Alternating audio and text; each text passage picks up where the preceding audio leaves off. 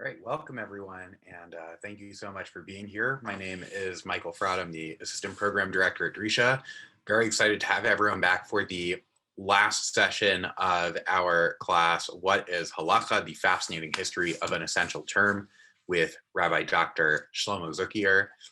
Rabbi Zuckier is a member of the Drisha faculty as well as a postdoctoral fellow in Jewish studies at McGill University. He received his PhD in ancient Judaism from Yale University and his smicha from Yeshiva University. He was also a member of Yeshiva University's Kol Elyon. He's previously served as the director of the Orthodox Union's Jewish Learning Initiative on campus at Yale University. Is also an alumnus of Yeshivat Har Etzion, the Wexner and Tikva fellowships. We're very excited to be wrapping up this class together, which has been looking at the many meanings of the term halakhah as they develop over time, and to consider the ways in which those different meanings say different things about the practice and the nature of halakhah as a whole. This has been part of our spring focus at Drisha on halakhah. We have run a number of different classes focusing on different aspects of halakhah, whether it's practical halakhah, theoretical aspects, philosophy of halakhah, and we are very excited to be rounding out this class as part of that. Our first two sessions focused on some definitions and different uses of the ways that we use the term to see what is possibly contained within it by some of the different contexts. Last week, we looked at the linguistics and the potential places where the term itself, halakhah, might come from, different languages, different societal contexts. And we're going to be continuing this week to round out the session. I'm going to be posting a copy of the source sheet in the chat as well as on Facebook Live for folks who are following us there so that you can follow along, although I believe it will also be up on the screen when the time comes.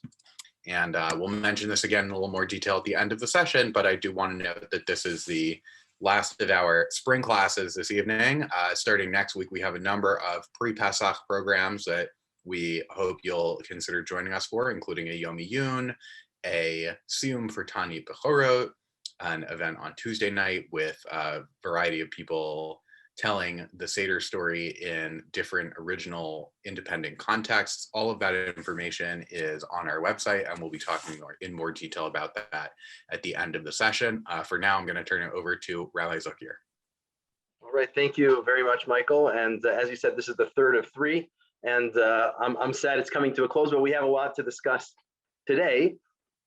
So if, as Michael said, if in the last couple of classes we talked about the range of the term halakha in rabbinic literature, whether it means tradition or a broad oral Torah meaning, or specifically practical halakha, to what degree practical was complicated.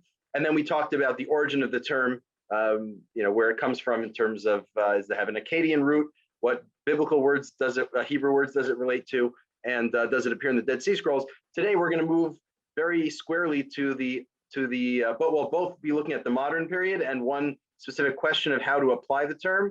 But really, we're looking at a classic question or a classic distinction between halakha and agadah. And halakha being generally translated as Jewish law, agadah translated as either lore, which is tricky if you have a Brooklyn accent, but generally people tend to translate agadah as anything that's not halakha, right? It's not halakha. Oh, it must be agadah. That's everything else. That's not precisely accurate, but that more or less represents the way people use the term. So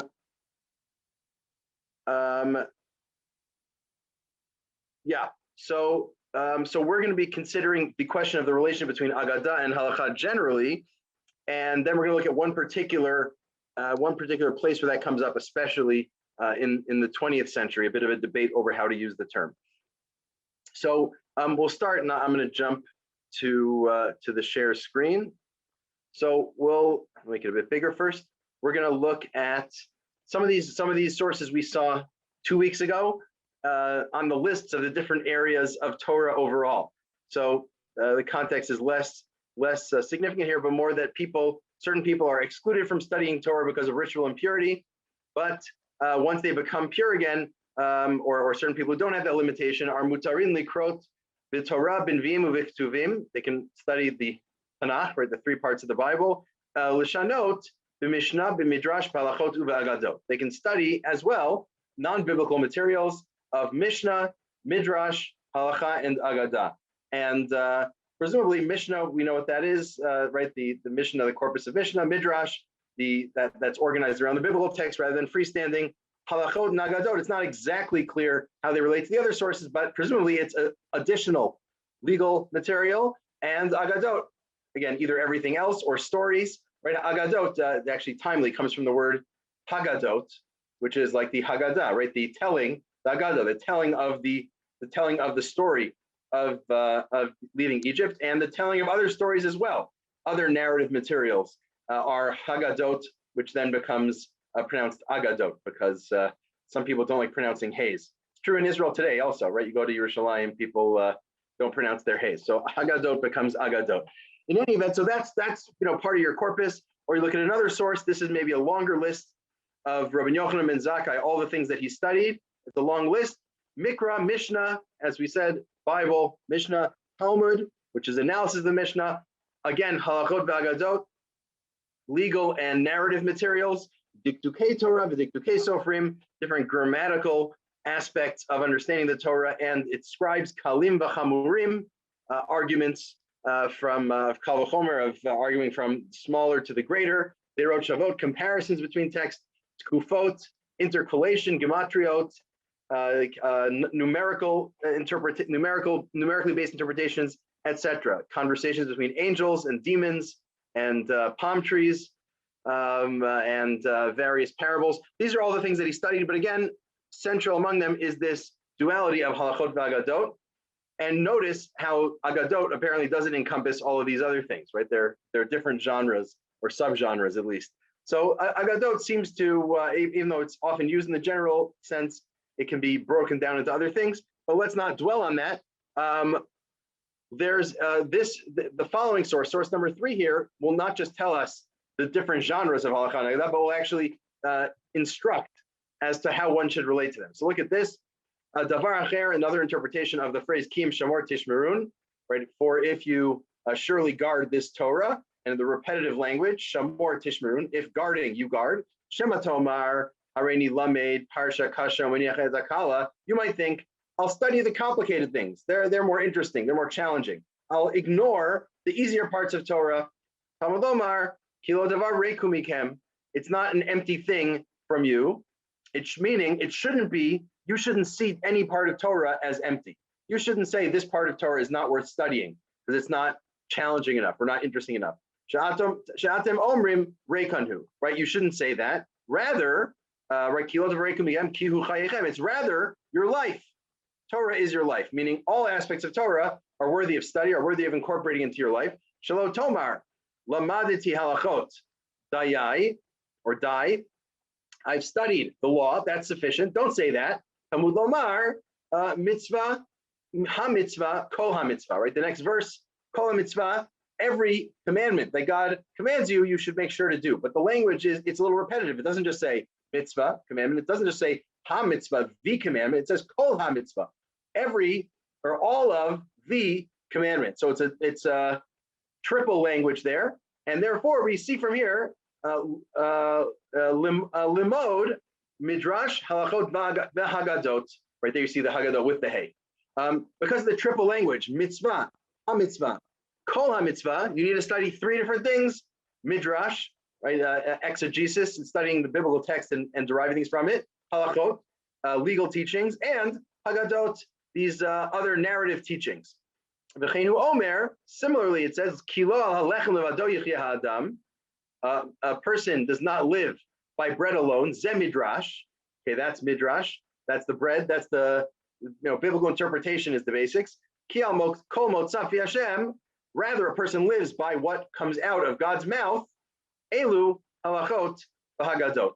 That includes somehow this dual category of both halachot and hagadot. V'cheinu omer, chacham b'ni, etc. Verse from Proverbs or Mishlei. The omer b'nim chacham limcha yismach libi gamani. If you're happy, I'll be happy too. Meaning there's this symbiotic relationship between God and the person who studies God's word. But again, in both of these teachings, there's an emphasis that one should study halachot and hagadot.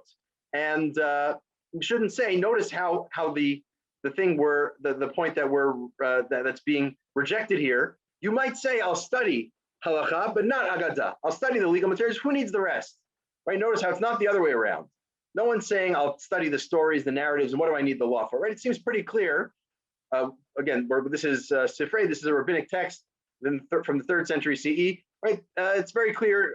Traditional Judaism has, for millennia, been very much committed to halakha, to the law. So it's obvious if you're gonna drop one of them, the one to drop is not halakha, of course, but a haggadah. But this source tells us that one shouldn't drop either of them. You need all of the above. You need halakha, you need haggadah, you need midrash as well. They're all necessary. Although you already start seeing there's a little bit of a little bit of an implication that maybe someone might think that haggadah is less necessary. And we're going to see how this plays itself out. But as I put it, treating halakha and haggadah differently, and we don't see so much of this in the Talmud. The Talmud usually, when it talks about, Talmud has a lot of halakha, but also has a lot of haggadah. And when it gives these general statements of what's included in the corpus of Torah, the different genres, they're both included there. There's no real privileging of halakha over haggadah. But once you get to the Geonic period, post-Talmudic, all of a sudden, we find again and again the privileging of halakha over haggadah. Let's look at a few examples of this. So first, Rav Gaon, one of the more famous Gaonim, and he says, someone asked him, what's the difference? What difference is there between the agadot, the stories, the narratives told in the Talmud, that we need to remove the errors there, versus other stories and traditions where we don't need to. If a tradition, the implication of this question is a narrative, a story, right? Either a biblical narrative interpreted or a story about a rabbi or whatnot. If it's in the Talmud, it needs to make sense. And if there's a problem, you need to resolve it. Whereas if it doesn't appear in the Talmud, you can reject it. You can say this is not part of our canon. What exactly is the difference here? And you'll see the response in some ways rejects the question. So he says, Talmud, generally speaking, whatever is in the Talmud is clearer than what isn't there. And I'm not sure if he's saying, it's objectively clear or sort of by definition, we stipulate that it must be clear and we have to figure it out. But even so, the fact that it's in the Talmud, notwithstanding,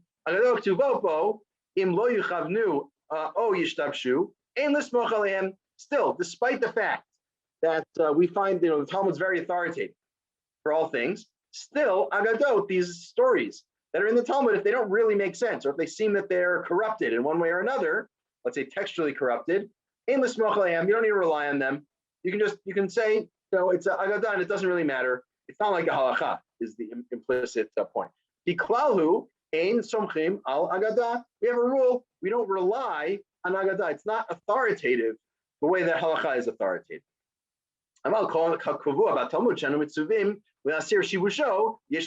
Obviously, if we can reinterpret the passage so it's better explained, of course we're going to do that.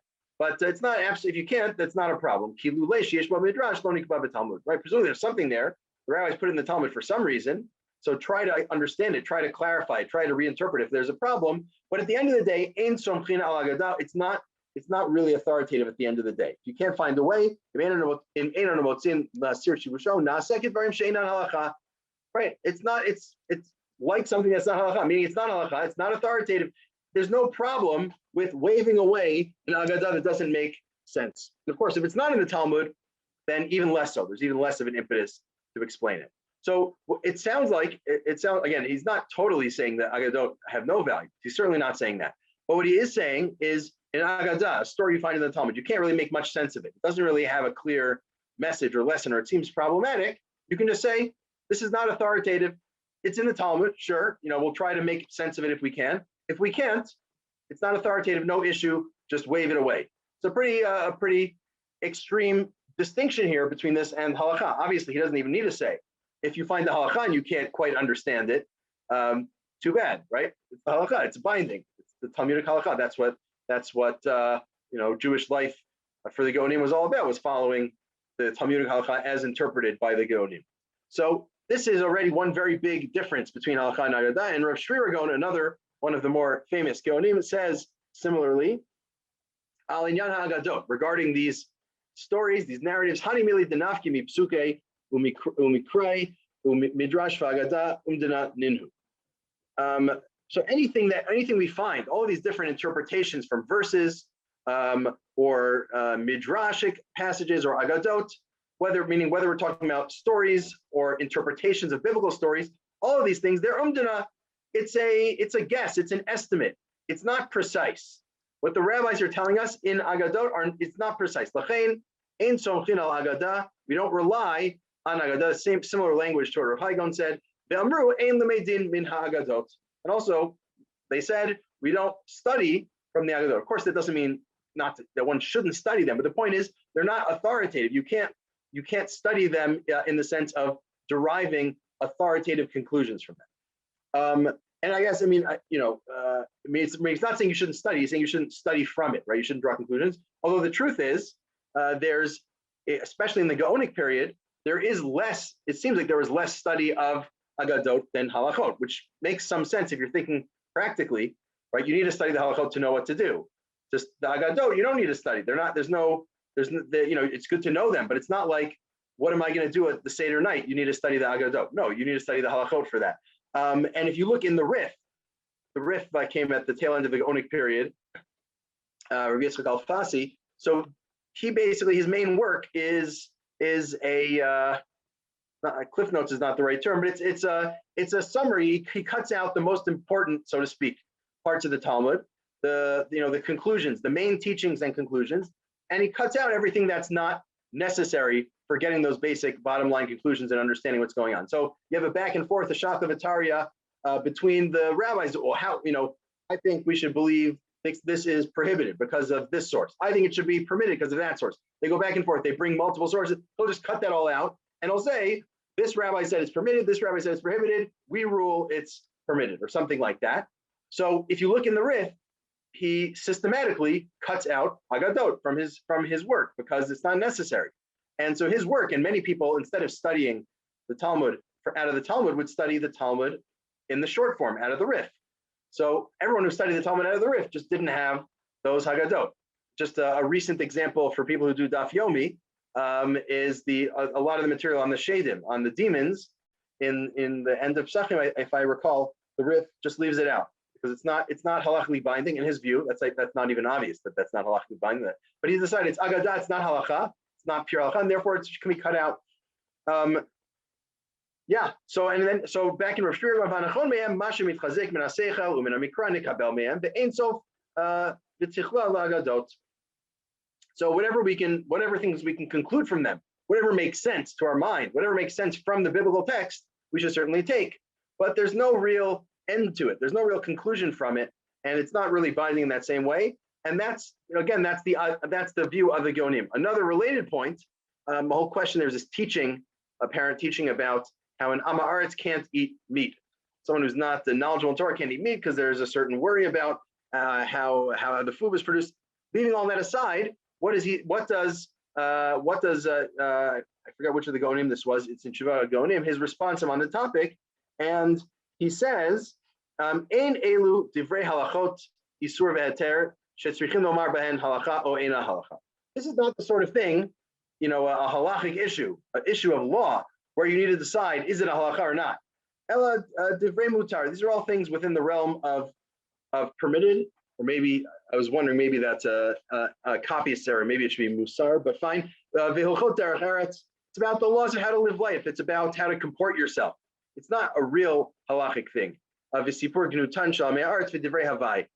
sort of bashing the Amei Haaretz, the uneducated, and it's not really an essential passage, and it's not really important. And you don't determine halachic conclusions about these things. So again, he doesn't use the word agadah, but essentially he's saying this is not halakha. It's the rest. It's something else, and therefore we don't take these passages seriously. In the continuation, he says, he says there's no real prohibition for an Amei Haaretz to eat.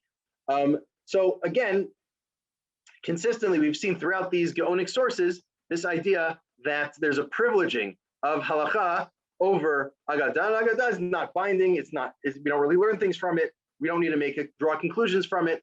And this is a common, or the widespread view of the Geonim. We're going to, in a minute, we're going to take a look at some 19th and 20th century sources, or even 18th century sources, and how they go, they also privilege Halakhah over Agadah with slightly different directions. I'll take some questions now. I see someone sent me a direct message question in the chat, so I'll just read that. How has the role of Agadot in our conception of Halakhah changed in recent decades with renewed serious study of Agadah in the Beit Midrash and academia? It's a great question. And I don't know if you need to limit that question to recent decades, meaning there have been people, you look at the Maharsha back in the 16th or 17th century, back, a few centuries ago, his commentary had two halves to it. He has the Chidushei Halachot and he has the Chidushei Agadot. And I don't know if he has slightly more of one or the other, but he more or less commits equal energy to the two. And there have been others who have written works on the Agadot. So this is by no means, it's by no means across the board that everyone ignores Agadot in light of Halachot. I think it's waxed and waned over time. The selection of sources we're going to look at today are people who privilege Halakha over Agadah, which, that definitely is the mainstream view. Some people treated them equally. I don't know of many people who preferred the Agadah over the Halakha within traditional Judaism. Again, it's sort of definitional. I mean, Halakha is sort of a core aspect of what it is to be a traditional Jew. So it's hard to do away with that. Although I'm sure you can find some homiletical statement from someone saying, the real idea is the story behind it, or something to that effect. But say the mainstream range of views is from equal significance to privileging Halakha. But yeah, it's definitely a fair question, and I agree. Recent decades have seen a renewed study of Agadah. In some places, in Israel especially, Rav Kook was a major factor behind that renewal, and not only studying Agadah as well as Halakha, but also integrating them. And if you think about it, you might say that all of Jewish philosophy or Hasidut or Kabbalah, you could say that's Agadah as well. It's sort of not a helpful, it's not a helpful term if it includes everything, but if Agadah just means everything that's not Halakha, there's often going to be something else as part of one's realm of Jewish thought. So feel free to follow up and or other questions. And if not, we'll jump right back in and move from the Geonim about 1,000 years forward to the end of the second millennium. And we'll look at other approaches that, to one degree or another, privilege Halakha over Agadah. This is the Nod of Yehuda, one of the important halachists of Halakha throughout history. And there's sort of a back and forth with someone. He says, I mentioned in a previous letter that it's not my way to respond on Agadic matter. I write on Halakha, I don't really write on Agadah. That's just not what I do. You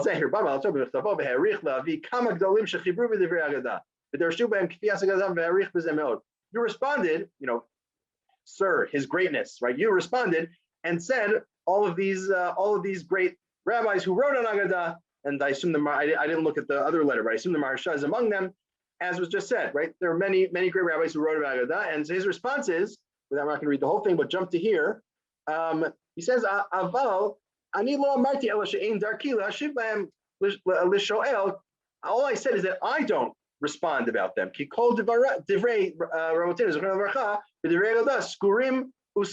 Why do I not deal with Agadah? Because everything that the rabbis say about Agadah, everything outside of Halakha is skurim ustumim. It's absolutely closed and shut up. It's hard to understand.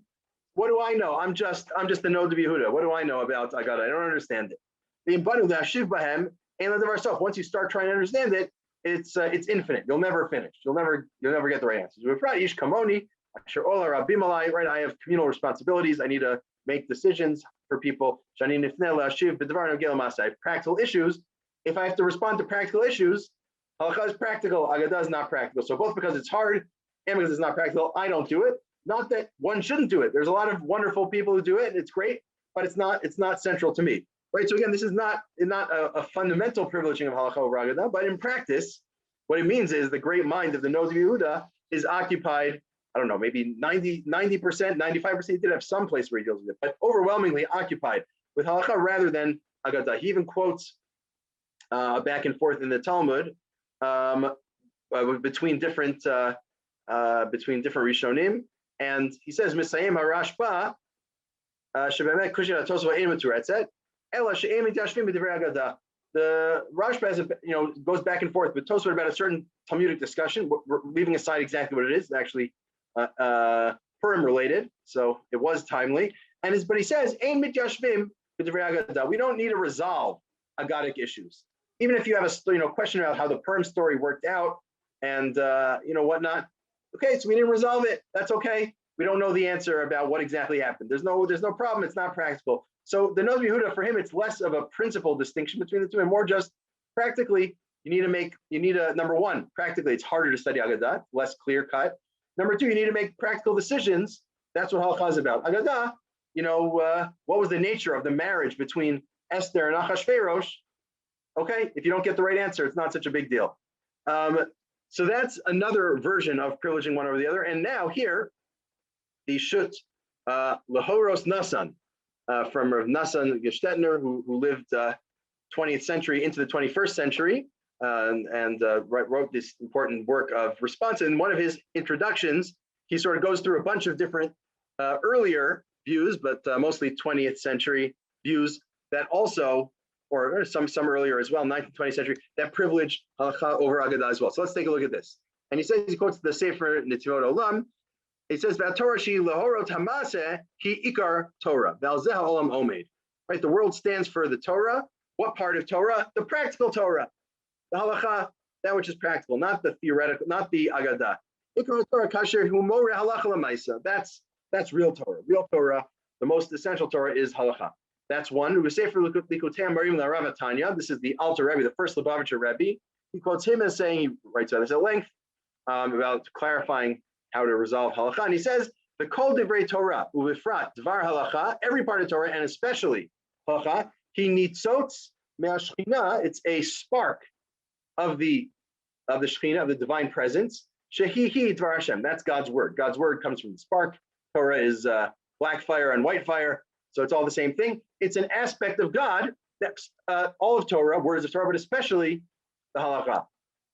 And then the Sefer Emunah Bitachon, work on belief and theology by the Chazon Ish, major 20th century already halachist and posek. He wrote, "U'min ha'chiyuv la'arich b'chiyuv limud ha'halacha." Little play on words. He says it's obligatory to emphasize the importance of the obligation of studying halacha because of the few scholars in our generation. And I'm not sure, but I think this was written. This is post-Holocaust, so I think that's what he's referring to there. There's so many. There's a forsaken Beit Midrash internally. There aren't enough people doing it to make sure that people do it well. So we really need to emphasize studying halakha well. And what do people do instead? People come up, they make up all these ideas, these nice ideas that don't really matter. People have these new chidushim, a new and novel interpretation that have nothing to do with what Moshe said at Sinai. They're not really part of Torah. It's nice, and he says, I'm not blaming them for doing this. I understand why they're doing it. That's not really what it's about. The real central part of learning is figuring out what the halakha is, period. Not agadot, and not even creative interpretations of the halachot. It's just the practical conclusions of a halachot. This is obviously a more extreme view than what we've seen before from the Chazon Ish. And for those who know a little bit, this is partially a polemic against the Brisker school of study, which is all about novel interpretations. And it's actually interestingly, the Lahoros Nasan here quotes both the Chazon Ish, and then he quotes the Reb Chaim Volozhin, who's sort of the precursor of the Brisker approach, on the same page as focusing on the importance of halacha. Interesting. So let's take a look at this. He says, Kol tfilotai me'odi, all my prayers from way back when, from as long as I've been around, I've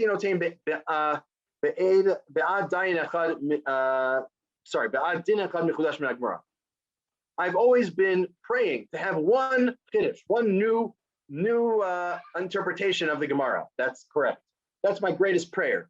right? So notice for the Chazon Ish, it's not about novel interpretations. It's about getting the bottom line, the straightforward answers. For Rav Chaim Volozhin, it's about getting a novel interpretation, but they're both about halakha. They're both about getting the basic halakha right.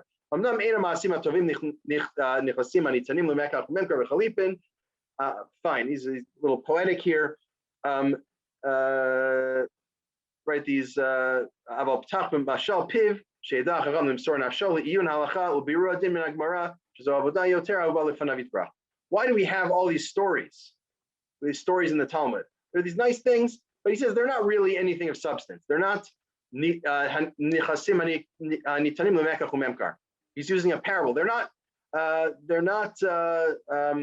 You can't do business with them, so to speak. They're not the sort of property that you can use to do business. They don't have any real function. The function is to open, you start with them to get you interested, to tie you in, to get you excited about the study. It's almost like the Vorspice, right? Agadah is the little taste of something sweet, something nice, and then you do the real work. Then you have the meat and potatoes, which is Halakhah. So again, all of these different sources, and I use this source because it brings them together nicely. All of these sources emphasize Halakhah over Agadah or even creative Halakhah or whatnot, but it's really, at the end of the day, it's the halachic determinations that are at the center of what Torah is. And this really sounds as ideological as possible, right? I mean, with variations among them. But right, if you really want to know what Torah really is, or what that spark of God's presence really is, or what you should be praying for as a Talmud scholar, at the end of the day, it's halakha rather than agadah, rather than anything else.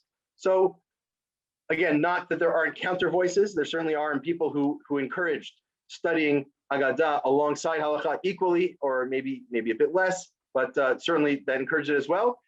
There's a pretty strong set of views from the Gaonim and jumping to the modern period as well that very much encourage halakha as the central area of study. We'll pause again for any further questions. Okay, Jason. I was just wondering, do you think agadah, it doesn't make a specific psak, it doesn't come down with a definitive ruling, but do you think agadah has the capability to set the tone for what religious life should or what Jewish life should look like? And in that way, agadah can actually have sort of more influence over halakha as opposed to the simple shakla in the Talmud? Okay, great question. So I think there's really you're raising a few different points there together. So one is can agadah play a greater role in religious life generally? And I think the answer is it depends on the society and the culture.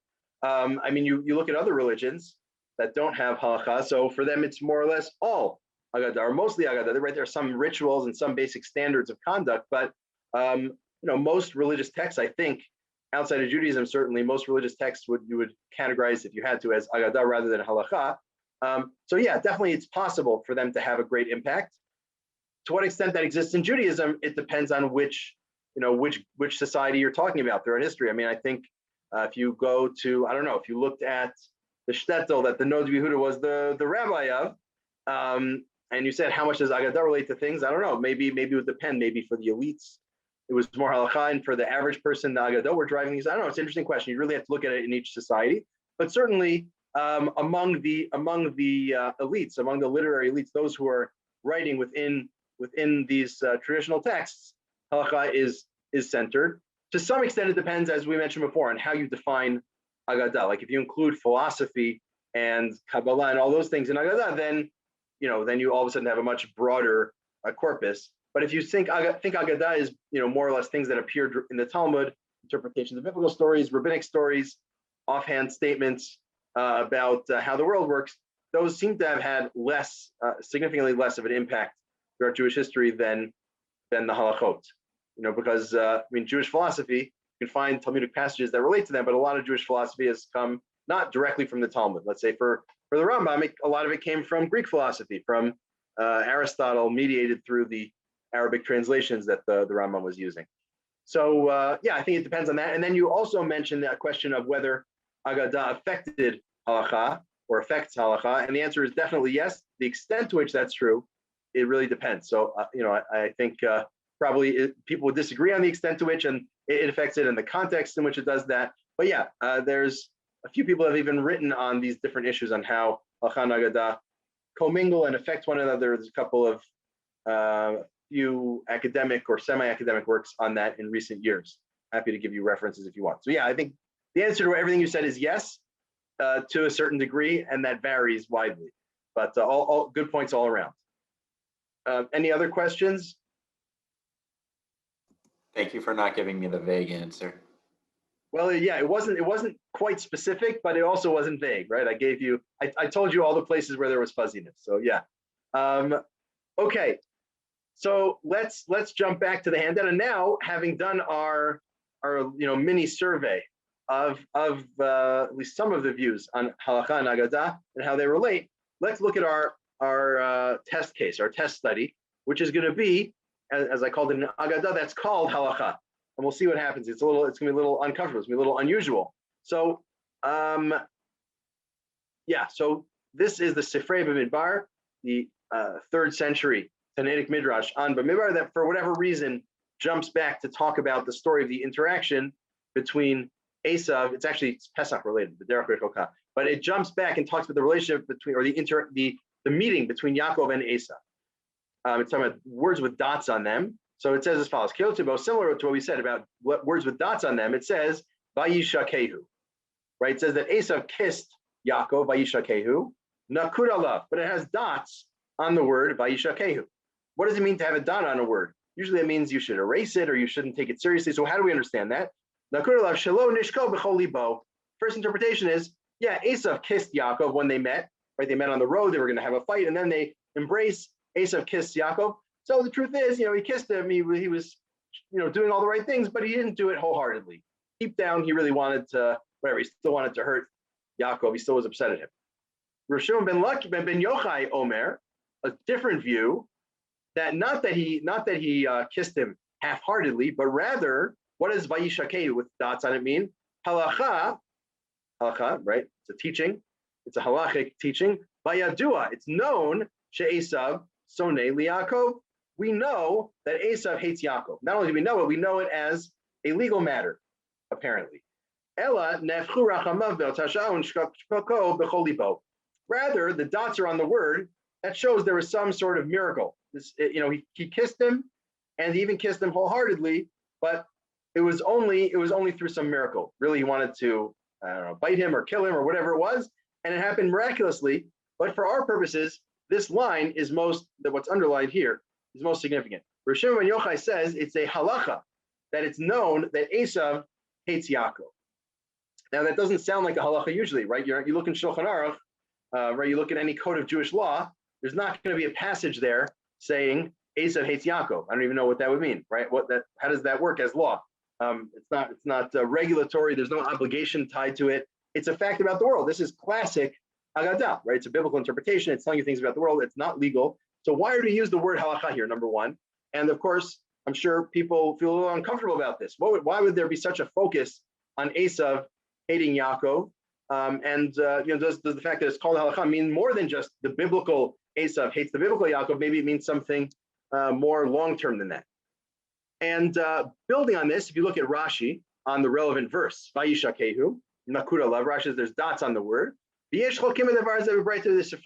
our Sifrei, the passage you just read. There's a debate. Some people say he didn't kiss him wholeheartedly. He adds the word he, but basically it's a quote of what we just read. It's a halacha, it's a teaching that it's known that Esav hates Yaakov, so he didn't really want to kiss him. He actually did kiss him wholeheartedly because he had mercy. It's a bit less of a miracle for Rashi here. But presumably through this Rashi, of course, Rashi and Chumash, very widely studied, and this became a very popular midrash, and we're going to see people take it pretty seriously as halakha, right? It's not just Agadah, it's not just a midrash, it's a halakha even. So let's look at a couple of a couple centuries ago interpretations, let's say 19th, early 20th century interpretations. Alei Tamar, which is a commentary on the Yerushalmi of Gittin, sort of throws this in passing. And Jason, hold your question. It's a good question. So he says, there's a whole question about whether Agadah Disfach, right? The Yerushalmi there talks about Agadah Disfach, the story of the bush, of the Sfach where the ram gets caught in. In any event, he quotes he says, Efshar the Agadah the Kamar lav divrei Agadah mamish elamashu hugad bal peh an halacha Moshe Misinai. That in that passage it talks about Agadah, but it sounds like it's actually a halachic issue. Maybe Agadah doesn't mean literally Agadah, doesn't mean to the exclusion of halacha. Maybe Agadah just means that which was told, and it was told to Moshe at Sinai, and therefore that's also halacha. So maybe Agadah sometimes can mean halacha. Ve'efshar, and also it's possible. Sometimes you'll have halachas that are called Agadah in this borrowed language. It was told over like this. Just like we have the opposite, that an Agadah can be called a halacha. Okay, he seems pretty set on this, that he's almost taking this for granted, right? We all know that an Agadah can be called a halacha, and even a halacha can be called an Agadah. There's a little bit of bleeding between categories, imprecise use of the category. And he quotes our example, right? Halacha yibiyadu she'esav sanei Yaakov, and another passage, lo yipater adam michavro, we talked about halacha. It talks about halacha, but then what appears is actually Agadah, and he has another proof, beheir be'agot Maretz Chayes, that he quotes Maretz Chayes of the different scholar, both traditional and the little academic, who writes, Agadah can be called halacha. So some people conclude from our passage, which appears to be Agadah, but it uses the word halacha, they say, no, it's still an Agadah. It happens to use the word halacha, but don't draw too many conclusions from it. It's just, the terms are sometimes interchangeable. How common is that? Jason asked, how common is that? It's not terribly common, so hold that thought. But that's at least one way that people read that passage. Another source, the Hamik Davar, the Tziv writes about this as well on this verse in his biblical commentary, and he says, Vayivku, right? That Yaakov and Esav embrace. Esav kisses Yaakov, and then they cry, and fine. And he says, Vayivku, they cry. Shnei and Bachu, they both cry. Both they had a mutual love for one another, right? They had this reconciliation. Yaakov loves Esav just as Esav loves Yaakov at this point. And the same thing for all generations. B'shasha zera Esav mitorim beruch tara la'akir et zera Yisrael umalatam. As gam anachnu mitorim la'akir et Esav kiachinuhu. Right, and the same thing in all generations. If for whatever reason Esav's descendants, and Esav, little background, Esav is Edom, right? That's in the Bible already. Esav is associated with Edom. Edom is associated in rabbinic literature with Rome, the Roman Empire, and then also with Christianity, which came out of the Roman Empire. So what's true in this story of Yaakov and Esav having this embrace and mutual love is true also for all generations. And that means that when the descendants of Esav decide to reconcile with Yaakov, then we can like them too. Right, Rabbi, the great Talmudic scholar, the redactor of the Mishnah, was friends with, according to many Talmudic passages, with the Roman leader Antoninus. So we see there can be reconciliation. What's implicit here is that most of the time there isn't that reconciliation. There's more opposition between the two. We're going to see other people talk about that more explicitly. But this idea that Esav and Yaakov doesn't just mean Esav and Yaakov, but is speaking to larger categories, right? Yaakov being the Jewish people throughout history, and Esav being the Roman Empire and later all Christians throughout history, is a theme that we're going to see more about in one moment. So, again, this expands a little bit the scope, but what do you do with it? What does it mean? What does it mean that Yaakov and Esav, according to our passage, have this halachic tension with one another? So we'll look at now a passage of Rav Moshe Feinstein. I won't give background on how this tshuva, how this responsa came about. Right, Rav Moshe is a book of responsa, although as we'll see, sometimes it gets into things that are a bit could be called agadot. But Rav Moshe Feinstein writes as follows. Right, the Rashi we just read, quoting the Midrash Amar Right? It's a halacha, it's a legal teaching. Esav hates Yaakov.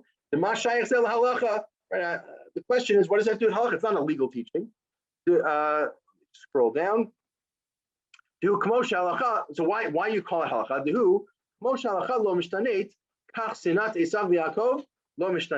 Just like halacha, the law can't change. Okay, maybe there's some exceptions, but fundamentally, law doesn't change. Similarly, Esav's hatred for Yaakov doesn't change.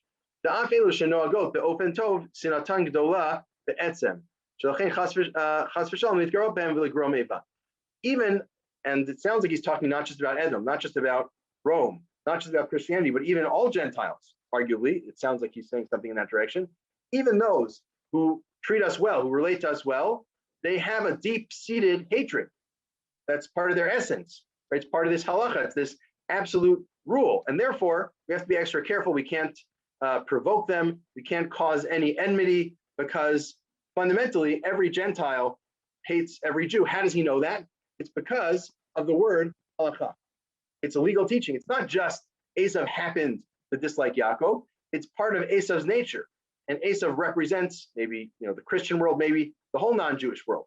This is Rav Moshe's teaching, and many people, I've heard people quote this Rav Moshe, and with as part of like a an extreme version of a culture of a clash of civilizations theory, right? Whatever, and you map it onto whatever you're talking about. You're talking about the Israeli-Palestinian conflict. You're talking about Jews and non-Jews generally. People say, it's Rav Moshe, it's a Rashi and Chumash, it's a midrash. There's this fundamental enmity. There's non-Jews will always hate us. It doesn't matter. We shouldn't try to help them. We should always be opposed to them. People take it in this direction, drawing on this Rav Moshe.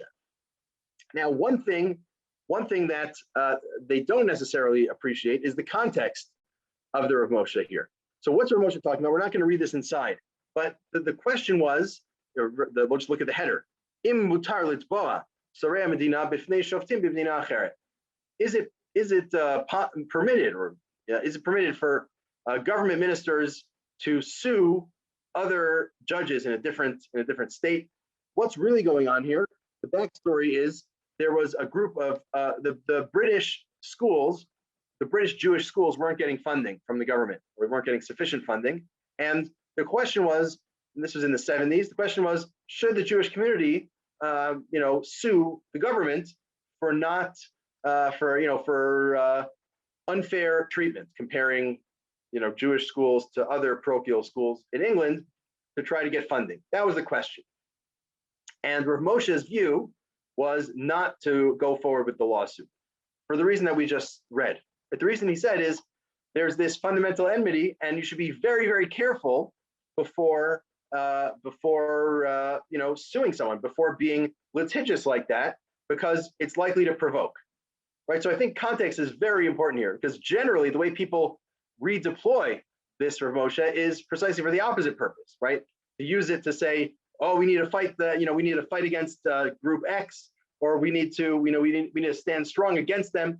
Whereas Rav Moshe was precisely saying, because of this idea, and again, I'm not going to fully explain it. Presumably, it has something to do with being only a couple of decades post-Holocaust and whatnot, and having seen a lot of horrific things, probably some in Russia as well, and probably anti-Semitism in the U.S. as well. But this view is not being deployed to explain why Jews should be opposed to non-Jews or fight them. It's precisely to not fight back, right? To sort of take a meek posture, and with the hope that that you'll avoid conflict. It's about avoiding conflict rather than undertaking conflict. So I think number one, people use this Rav Moshe, take it very much out of its original context about how Rav Moshe meant to use it. And furthermore, we find a very opposite position taken by Rav Henkin, who was the other, somewhat overshadowed by Rav Moshe, but the other great American decisor of the 20th century. And he writes, this is a part of his essay also, talking about how to avoid anti-Semitism, which again, things that I think were a more are always relevant, but I think were a more salient part of the discussion in the years more directly following the Holocaust. And he says one of the things that people do that's really terrible, that actually leads to this. Avam plili, the terrible thing, mitzadotam hamitifim, hapat pitanim, these people who are dripping these little ideas, they're chattering about it. Shedorshim tamid halakhahu she'esav sonei liYaakov. Right? They quote that Rashi. They say that, and hasiba olamit. It's forever. So I wasn't able to clarify when exactly he wrote this. It was published posthumously, but I don't know exactly when he wrote it and if he had seen the Rav Moshe or not. But he's responding to the idea in Rav Moshe Feinstein, whether or not he had seen it written by Rav Moshe Feinstein. He says, it's against the truth, it's against the rabbis, it's against the Bible. And he says, Esav Gufa lo haya rasha tamid. Esav himself wasn't always evil. Esav himself vacillated between more and less observant or less good, more or less ethical over time. And certainly his descendants, and there are all these teachings he quotes from Chazal, who is honored, one who honors creations, all people. We should respect all people. We should treat all people well. And people who say these things are actually, the broader context, which I didn't cite here. It's a lengthy piece or a longer piece. Actually, I have it photocopy here. The longer piece, he says that this is one of the things that causes anti-Semitism. For Jews to go around saying that all non-Jews hate Jews, it's almost a self-fulfilling prophecy. So he came out very strongly against this interpretation, and presumably he rejected the idea that the fact that it says halakha means it's forever. It just doesn't make sense. It doesn't make sense as biblical interpretation. It doesn't make sense in terms of how to view the world.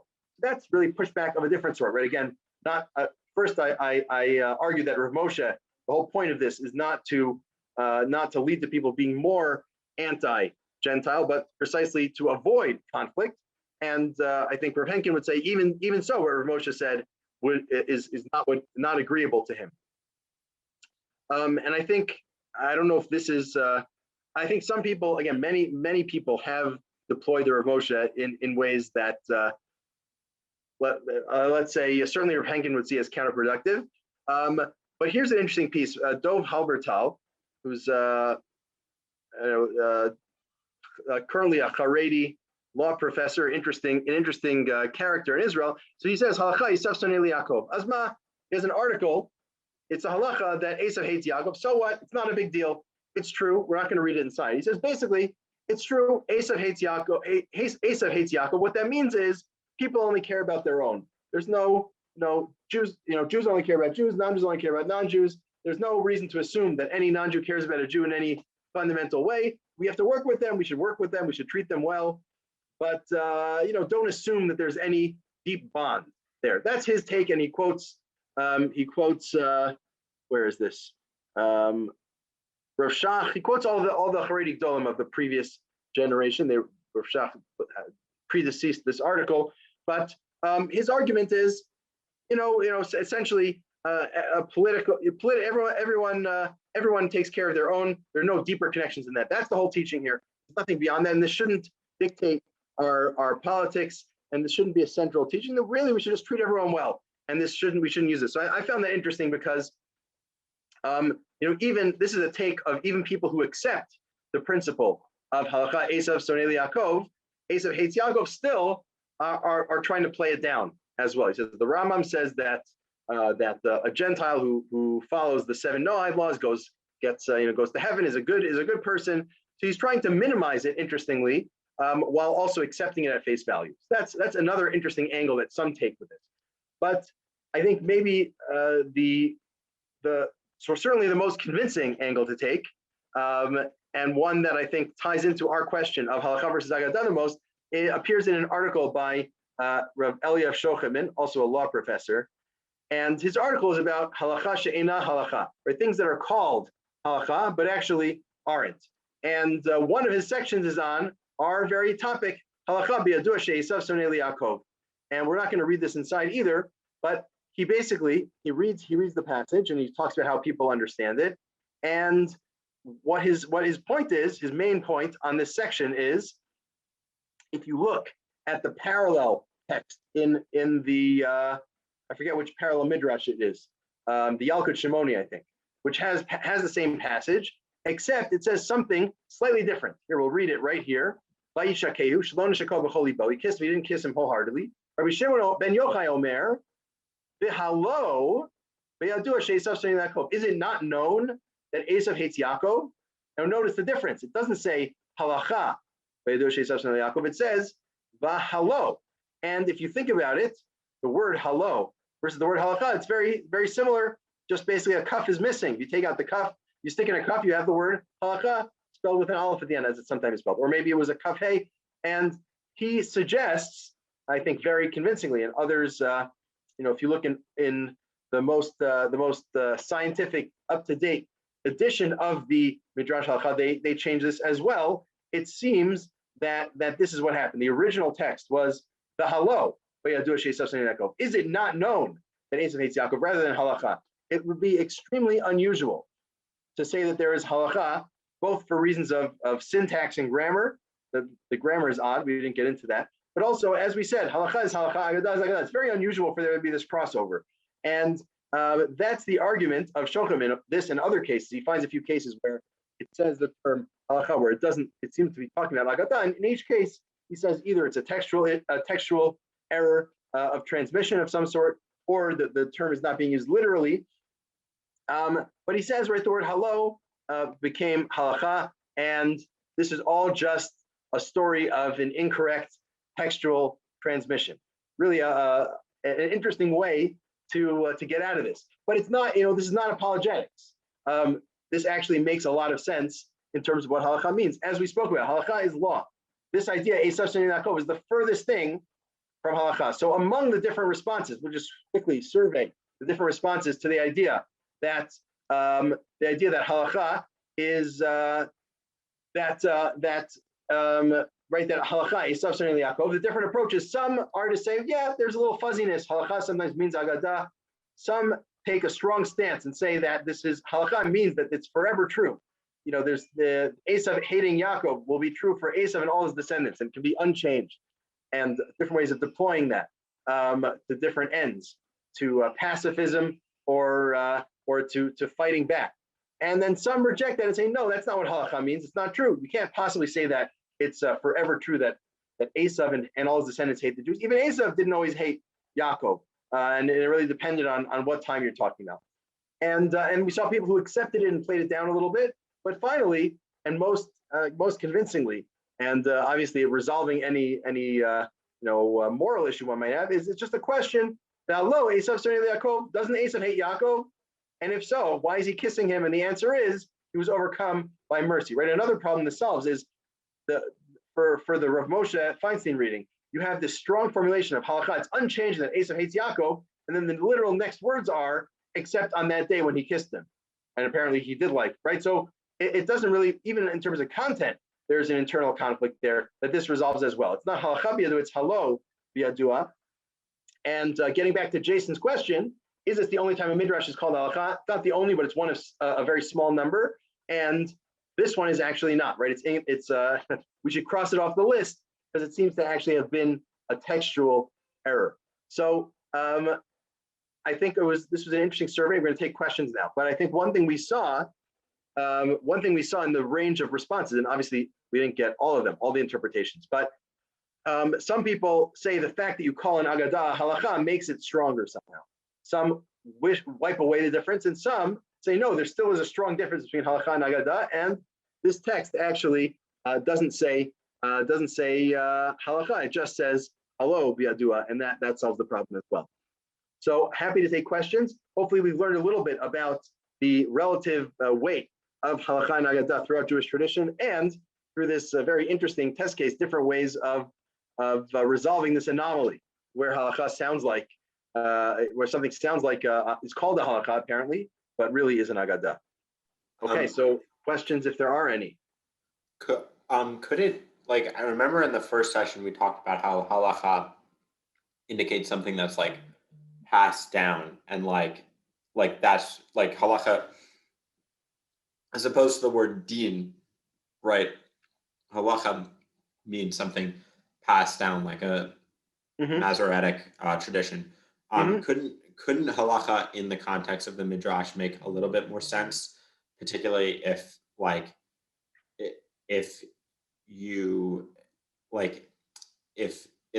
was passed down from teacher to student, that the that this is the interpretation, like this is the interpretation of Esav and Yaakov's relationship? Like, Yeah. So that's a fair question. And actually, I think in the Shulchan article, he mentions in some of the cases, I don't think in this case, but in some of the other cases where something's called a halakha, but it's actually an agadah, some people say, I mean, it's called a halakha because it's a tradition. It doesn't mean that it's law as opposed to narrative. It means it's a tradition that people had that happens to be about narrative. So yes, that is a possible resolution. Again, in this case, it seems like we have a better one. But I'd say it would be a bit of a weak argument because, it's not so common to see the word halakha used as just relating to traditions as opposed to legal traditions. It's less common, and I think it's more in earlier texts. And this is, well, I guess this could be, it's right. I guess it is earlier as well. But usually you find it, like talking about people like this rabbi passed on this tradition or this rabbi brought this halakha, as opposed to just saying this is a halakha. So I think it would be a bit unusual to apply here, but some have suggested it in parallel context, so it could be. thank you. Any other questions or comments or thoughts on any of the sessions? I guess we can go as Jason did. We can go back for those who are repeat attenders. Thank you very much. I really, really appreciated this because they hope this business.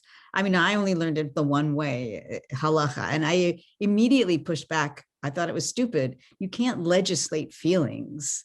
I mean, that's just, I always did not like this, but now I feel much better about it. Thank you. Okay, great. Yeah. Who knew that textual error would be so comforting? Okay, well, if there's no other, oh yeah, Miriam, go ahead. Thanks. I have a question that I might have a little difficulty formulating, but what I'm wondering about is, I think something that you were tracing was a change in the trends about how this troubling verse is interpreted. That there were, like, at one point we had one problem and we interpreted it in a certain way to try to resolve that problem, and then at other times we had different problems and we tried to interpret it in a different way to solve the different problems. In other discussions, I've heard the preferences for how you interpret something is referred to as an ethos. But I suppose if everything that isn't law is agadah, then the ethos is also agadah. Is it like a meta agadah? Like, what would you call that, I guess, is my question. Yeah, so there's different terminologies that different people have proposed. So if you move like to the broader legal context, so Robert Cover has an essay, Nomos and Narrative, where he talks about, about framing narratives. You have these stories that frame your legal culture. So let's say accepting the Torah at Sinai is the Jewish version of that. And so I think he uses other terminology too, but he uses narrative in this sense, right? Narrative, which would be more or less agadah, is a large part of what frames your legal system and defines your culture. So that's one term that can be used. Another term, Professor Isidore Tversky used the term meta halakha, which has been used in different ways by different people. But I was sort of referring to his argument before that he says everyone throughout Jewish history always has something besides halakha, right? Meta being like, after or beyond, or some, everyone has halakha, all traditional Jewish approaches. And then you also have your meta halakha, whether that's philosophy, whether that's Kabbalah, whatever it is, or Chassidut, there's got to be something else, because you can't have an ethos on just halakha. Now, I don't know if that's fully true. I mean, it depends what you mean by everyone, but like you look at certain, I don't know, like it's like a Litvish yeshiva culture. They'll say, we just do halakha, we don't do anything else. And of course that's not fully true. Of course, there is an ethos there as well, but it's a little harder to trace. They're less explicit about it. It's more baked in. So I think it may also depend on the culture, how you find it. But yeah, I think the term ethos you mentioned works. I think talking about narrative or framing narratives, and I think talking about meta halakha. I think those are all terms that have been used, and there probably are others as well. But there's not a huge literature on this point. Some people engage with Cover and then try to say, how would you apply Robert Cover to to Jewish legal tradition. So yeah, I think people are working on these things now, and there's more to be in the process of being written, I think. Okay, any final questions? And if not, Michael, tell us the coming attractions. First of all, thank you again, Rabbi Zuckier, for this really great session, this really great series. It's really been a pleasure for everyone to be able to come and learn together. I want to make sure that folks know about some of our upcoming programs. So within the next week or so, that includes a few different things that we are doing to get ready for Pesach. On Sunday from 11:30 to 1:30, we have a Yom Iyun on Seder and sacrifice, Pesach in the historical perspective.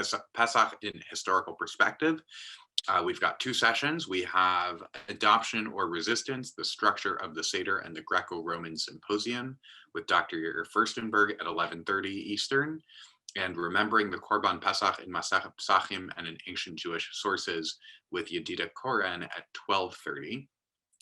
Coming up after that on Tuesday night at 8 o'clock, we have an event called Seder Telling.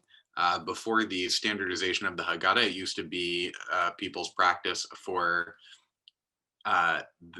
folks at a Seder to retell the Pesach story in their own words. There wasn't necessarily a script, it was a more interpretive act. So we are going to be calling on that tradition with 4 different storytellers from the Jewish world who are going to be recounting the tale of Pesach and its meaning in their own words, creative and collaborative endeavor. Again, that's Tuesday night. And then finally on Thursday morning at 8 a.m., we have a Tani Bechorot Siyum with Rabbi Leah Sarna. So for anyone who is interested in hearing a Siyum on Masechet Pesachim, whether that's because you're looking for a Siyum or because you have been studying Masechet Pesachim, or just to get some extra early morning pre-Pesach, very timely, relevant Torah on Masechet Pesachim, it's a great opportunity to learn with Rabbi Sarna. And then after Pesach, we will be starting our Sphira classes later in the spring.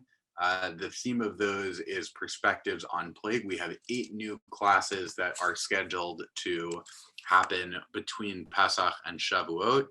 And you can check out information about all of those at our website at drisha.org/classes. And I would also just like to make a quick plug that earlier today, all of you should have gotten an email from Drisha with a feedback survey for this class, as well as if you've been taking other classes throughout the past few months. We rely really strongly on those surveys in order to make sure that we are offering people top quality, relevant, engaging classes. Any feedback that you're able to give us will be very, very appreciated. So please take 5 minutes or so to fill that out when you have a chance. And if you have any questions about our upcoming classes, please feel free to email me, fraud@drisha.org.